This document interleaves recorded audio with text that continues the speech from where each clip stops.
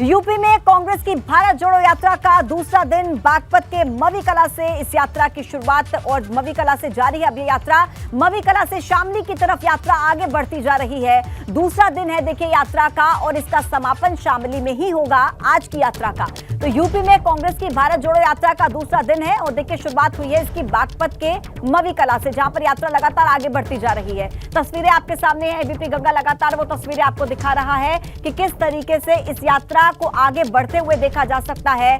सर्दी के मौसम में सुबह सुबह की सर्दी के वक्त भी इस यात्रा की शुरुआत जो हुई और कार्यकर्ताओं का जोश जिस तरीके से देखा गया, अब ये यात्रा लगातार देखिए आगे बढ़ती जा रही है और शामली के एलम में शाम को इस यात्रा का समापन होगा आज के दिन की और कल फिर से इस यात्रा की शुरुआत होगी। चूंकि 3 दिन 3 जिलों में यूपी के इस यात्रा को होना है और ऐसे में आज दूसरा दिन है और लगातार ये यात्रा बागपत से अब आगे बढ़ते हुए। और देखिए लाइव तस्वीरें, लाइव अपडेट आपको दिखा देते हैं। सनुज वहां पर मौजूद है। सनुज, तस्वीरें दिखाइए, बताइए क्या चल रहा है वहां पर।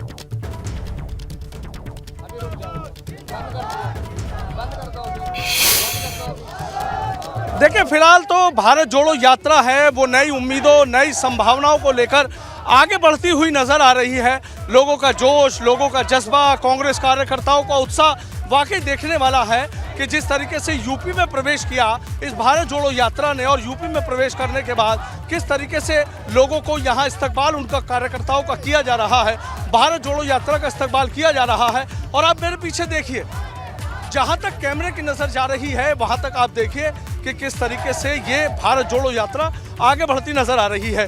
कुछ लोग यहाँ पर ऐसे हैं, उनसे रूबरू करा देता हूँ कि आप ये देखिए कि ये लोग यहाँ से पैदल चलते हुए नजर आ रहे हैं और ये हैं अयोध्या से आए हुए अखिलेश यादव जो नंगे पैर हैं यहाँ। इनसे बात कर लेता हूँ, आप नंगे पैर चल रहे हैं? बिल्कुल, हमारे नेता राहुल गांधी जी एक टी शर्ट में पूरी यात्रा को पूरी कर रहे हैं, तो हम उनके लिए क्यों नहीं नंगे पैर चल सकते हैं। इसलिए उस तपस्या के साथ अपनी भी तपस्या को जोड़ने के लिए अयोध्या की धरती से हम लोग चल करके आए हैं। राहुल जी के साथ कदम से कदम मिलाकर उनको ताकत देने के लिए, इस देश को जो राहुल जी से उम्मीद है, नौजवान, किसान, गरीब, उस यात्रा को ताकत देने के लिए, इस परिवर्तन की राह पे चलने के लिए हम लोग भी राहुल जी से कदम मिलाकर चलने के लिए चल रहे हैं। सर देखने बड़ा जोश, बड़ा जज्बा एक नजर आ रहा है। निश्चित तौर पर राहुल गांधी लोगों की भावनाओं के प्रतीक बन चुके हैं, मानवीय संवेदनाओं के प्रतीक बन चुके हैं। जिस तरह से कहा जा रहा है भारतीय जनता पार्टी की ओर से कि भारत को छोड़ो तुम कांग्रेस को जोड़ो, तो आज भारत मानवीय आधार पर टूट रहा है। आपसी भाईचारा जिस कदर से टूट रहा है, देश सांप्रदायिकता के जाल में जिस कदर से फंसता जा रहा है, उसे जोड़ने के लिए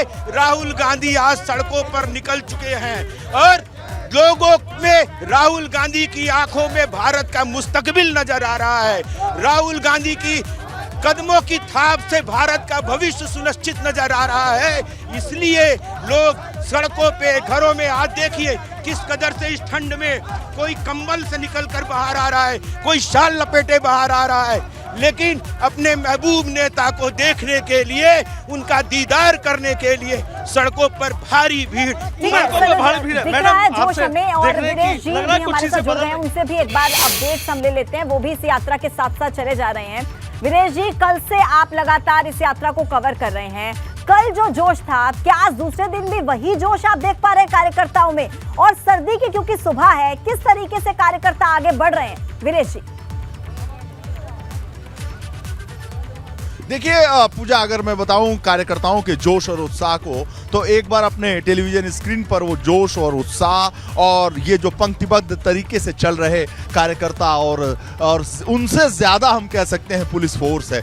जब हम लोग यहाँ आ रहे थे तो पुलिस के एक बड़े अधिकारी का कहना था कि देखिए कोई सुरक्षा में चूक ना हो जाए, इसलिए पुलिस फोर्स जितने कार्यकर्ता हैं उससे ज़्यादा हमारी फोर्स है और उससे ज़्यादा यहाँ लोग हैं देखने वाले और ऐसे में बात करने वाले लोग। और मैं आपको बताऊं कि यहाँ की का जो रूप रंग ढंग है वो देखने के लिए टेलीविज़न स्क्रीन पे हम कोशिश कर रहे हैं कि बागपत और आसपास के इलाकों से लोग आए हैं घरों से निकलकर। और राहुल गांधी का क्रेज़ तो है कि राहुल गांधी भारत जोड़ो यात्रा पे निकले हैं, तो गांव के आसपास के लोग भी आके वो देख रहे हैं। लेकिन ये वोटों में कितना तब्दील होगा और कितना जो लोकसभा का चुनाव आ रहा है उसमें कितना फायदा मिलेगा ये वक्त बताएगा। लेकिन जो महत्वपूर्ण बात है, कल कह रहे थे नसीमुद्दीन सिद्दीकी, मीडिया के इंचार्ज हैं, ये सामाजिक यात्रा है, राजनीतिक यात्रा नहीं है। राजनीतिक व्यक्ति सामाजिक यात्रा कर रहा है। मैंने पूछा धार्मिक यात्रा कब चलेगी, आर्थिक यात्रा कब चलेगी, इसका कोई जवाब नहीं था। लेकिन खैर, राजनीतिक व्यक्ति अगर कोई यात्रा करेगा तो उसके राजनीतिक मायने भी होंगे और बहुत सारे युवा भी इसमें जुड़े हुए हैं। आप बताओ कि क्या है ये रंग? ये रंग रूप है हमारे जननायक राहुल गांधी जी के लिए, हमारे आदर्श राहुल गांधी जी के लिए। ये माहौल देख के प्रशासन के हाथ पैर और सरकार, जो सरकार है मोदी सरकार की, उसके हाथ पैर फूल रहे हैं। अच्छा। ये सरकार, ये 2000 तो केवल पुलिस ही दिख रही है। ये पुलिस डर रही है कि हमारे राहुल गांधी से, ये पुलिस डर रही है राहुल गांधी से। पुलिस यहाँ ठीक है, डर रही है। राहुल गांधी क्या कुछ करते हैं क्या नहीं, पुलिस के लिए? राहुल गांधी हमारे बहुत ही सरल स्वभाव के वैसे हैं। इसलिए पुलिस डर रही है। नहीं, पुलिस डर रही है इसलिए कि मतलब उनके ऊपर कोई यहाँ वो कर ना दे। पुलिस व्यवस्था है हमारी, अच्छा प्रशासन उन्होंने किया है, माहौल अच्छा है यार। हाँ भाई, गड़बड़ा गया आपका। कहाँ से आए हो? लखनऊ से मैं जी। रायबरेली से हूँ। रायबरेली से आए। हाँ, रायबरेली वाला, मैं रायबरेली से हूँ, सोनिया गांधी जी के क्षेत्र से। रायबरेली माहौल ठीक है इस बार? इसका असर पड़ा ना? इसका असर पूरे देश में है, रायबरेली नहीं पूरे देश में है इसका असर। हैं? देश बदलेगा, देश बोल रहा है, भारत जुड़ रहा है। बनारस से हूँ, मोदी जी पूरा डर गए हैं, बनारस से हैं, बनारस से हैं, मोदी जी डर गए हैं, खुद बनारस में डर गए हैं। अरे तभी और कोरोना आ गया भाई। वो कोरोना आ गया है और पूरा प्रोटोकॉल।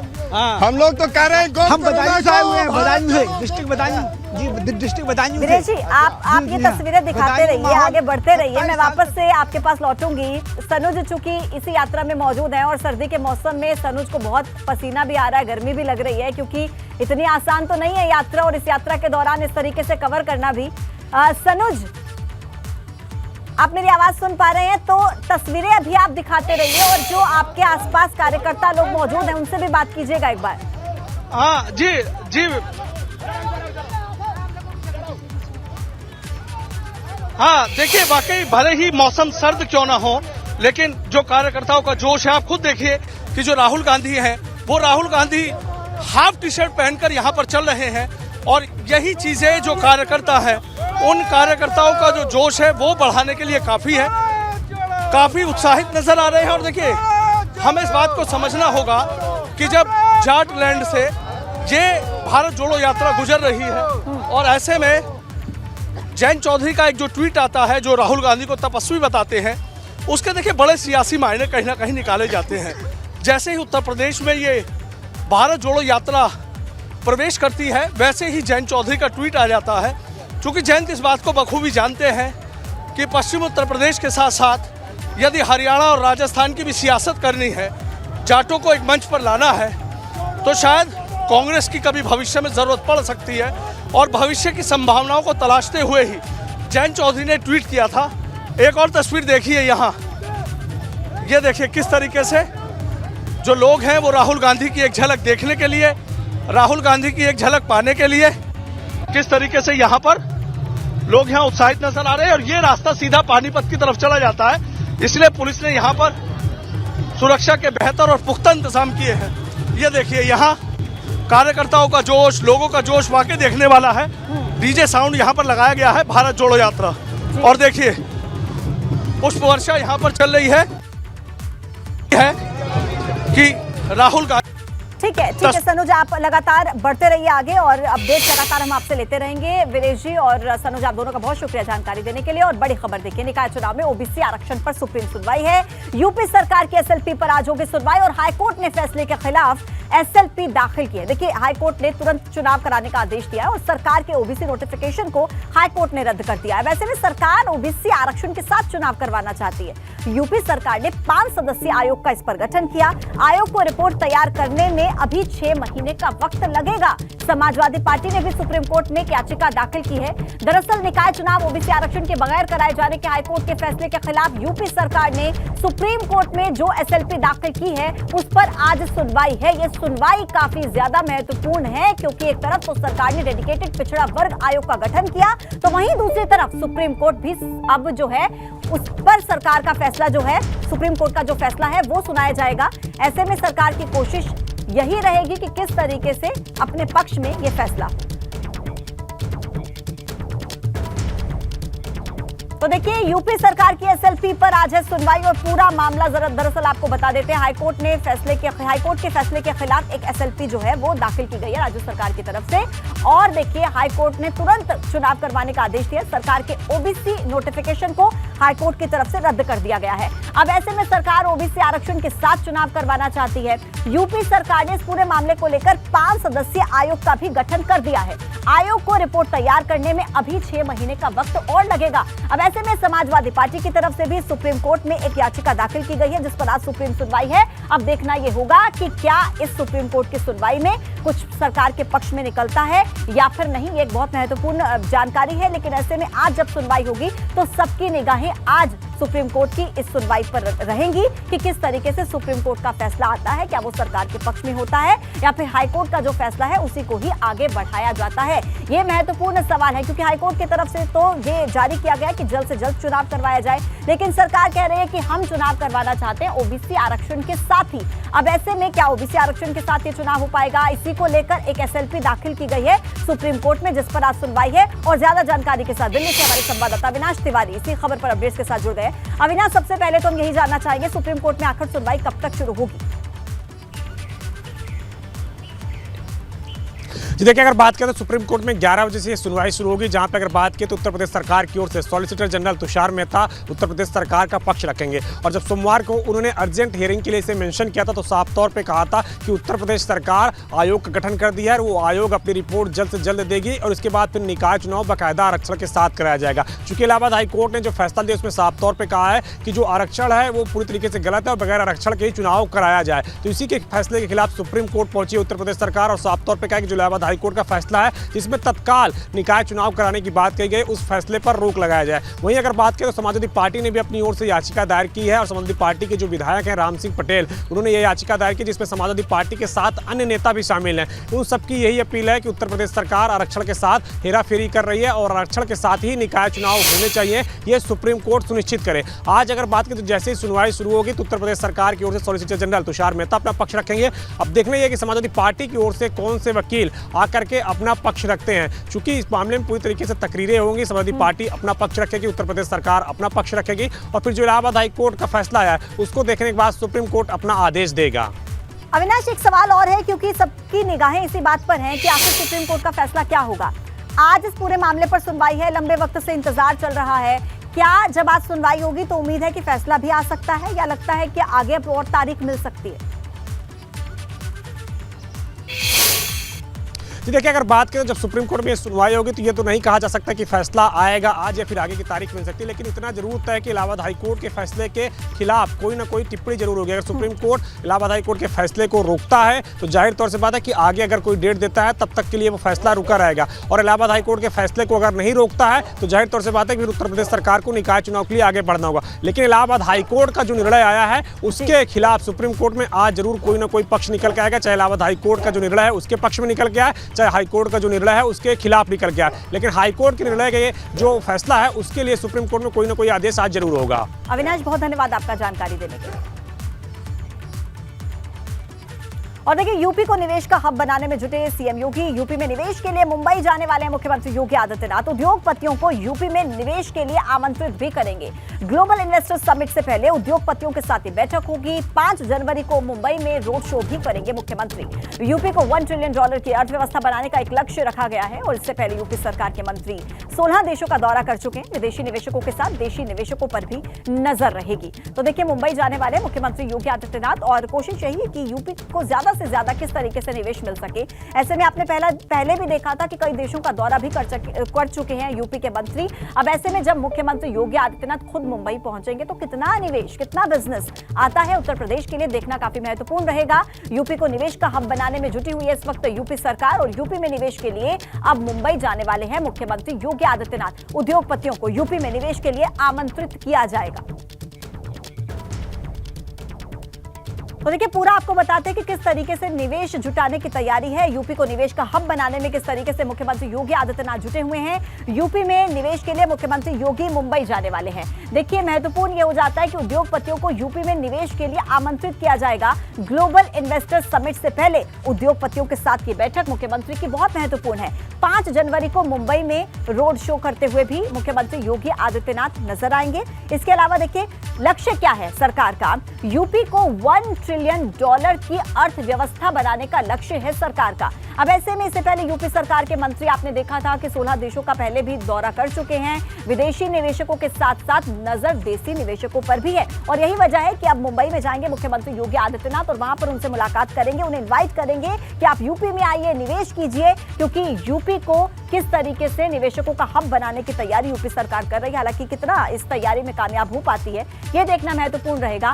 पहले विदेश के मंत्रियों के साथ मुलाकात हुई थी, 16 देशों का दौरा यूपी सरकार के मंत्री कर चुके हैं। अब ऐसे में जब मुख्यमंत्री मुंबई में जाएंगे, यानी कि कुल मिलाकर विदेशी निवेशकों के साथ साथ नजर है देसी निवेशकों पर भी, यानी कि अपने देश के भी अलग अलग हिस्सों में मुख्यमंत्री योगी आदित्यनाथ की तैयारी है। सबसे पहले मुंबई में पहुंचे ये जानकारी मिल रही है, और वहां पर रोड शो करते हुए भी मुख्यमंत्री योगी आदित्यनाथ नजर आएंगे।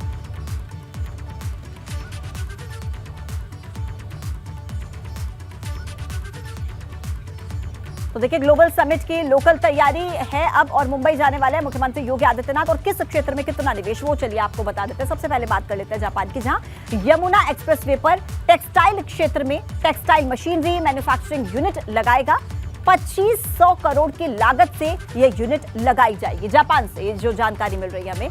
और अब बात करते हैं यूएई को लेकर, जहां पर हाईवे और रेलवे कनेक्टिविटी, दादरी में लॉजिस्टिक और कार्गो के क्षेत्र में, इसके अलावा सोनभद्र में 3000 मेगावाट का स्टोरेज प्रोजेक्ट स्थापित भी करेगा। ग्रीनको ग्रुप के साथ एमओयू पर भी हस्ताक्षर। नोएडा, गोरखपुर, वाराणसी में भी निवेश की इच्छा है। ये हमने बात की यूएई को लेकर। अब बात करते हैं स्वीडन को लेकर। स्वीडन में रिटेल स्टोर और साथ ही साथ लग्जरी मॉल, यूपी में कई योजनाओं में निवेश किया जाएगा।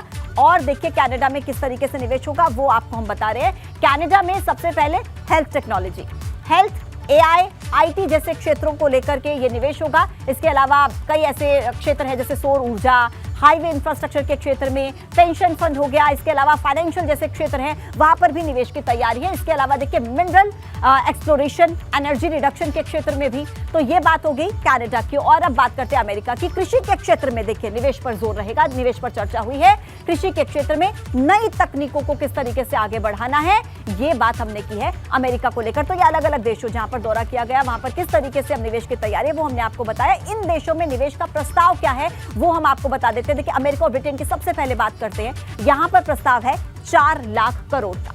इसके अलावा जर्मनी में देखिए, जर्मनी में है 40,000 करोड़ के निवेश का प्लान। बेल्जियम की बात कर लेते हैं, वहां पर 1 लाख करोड़।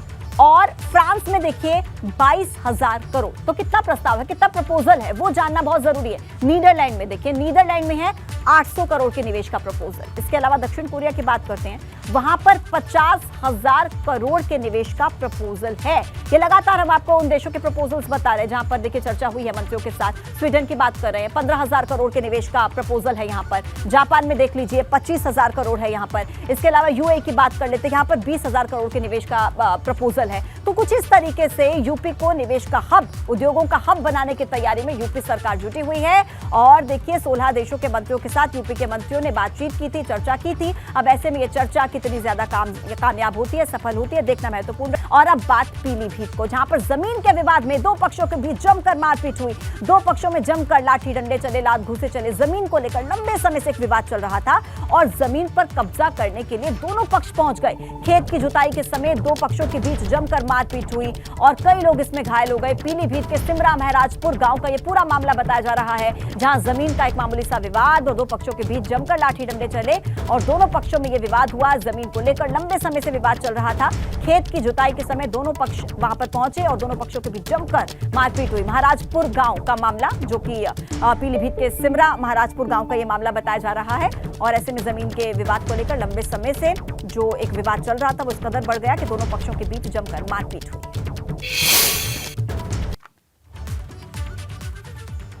तो ये तस्वीरें आपके सामने हैं, देख सकते हैं आप इन तस्वीरों के जरिए। पीलीभीत की तस्वीरें हैं, दो पक्षों के बीच जमकर मारपीट हुई है और महिलाएं, पुरुष, बच्चे भी इन तस्वीरों में आप देख सकते हैं कि किस तरीके से एक दूसरे पर लाठी डंडे बरसाते हुए नजर आ रहे हैं। एक्सक्लूसिव तस्वीरें एबीपी गंगा के पास। और जमीन का विवाद और विवाद इतना ज्यादा बढ़ गया, लंबे समय से चल रहा था दरअसल ये विवाद। और जब खेत की जुताई के समय दोनों पक्ष आमने सामने हुए तो दोनों पक्षों के बीच ये विवाद की तस्वीरें सामने आई। और एक और बड़ी खबर अमरोहा में, जहां आबकारी विभाग का अवैध शराब के खिलाफ छापेमारी जारी है। छापेमारी में 2500 लीटर लहन को नष्ट कर दिया गया। आबकारी विभाग ने 500 लीटर अवैध कच्ची शराब भी बरामद की। 8 शराब माफिया के खिलाफ मुकदमा दर्ज हुआ। अमरोहा के मिलक गांव में आबकारी विभाग की छापेमारी की तस्वीरें।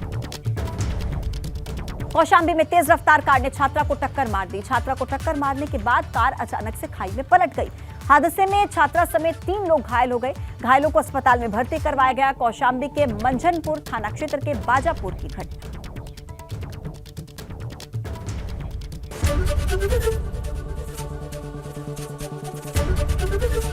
एबीपी गंगा, खबर आपकी, जुबान आपकी।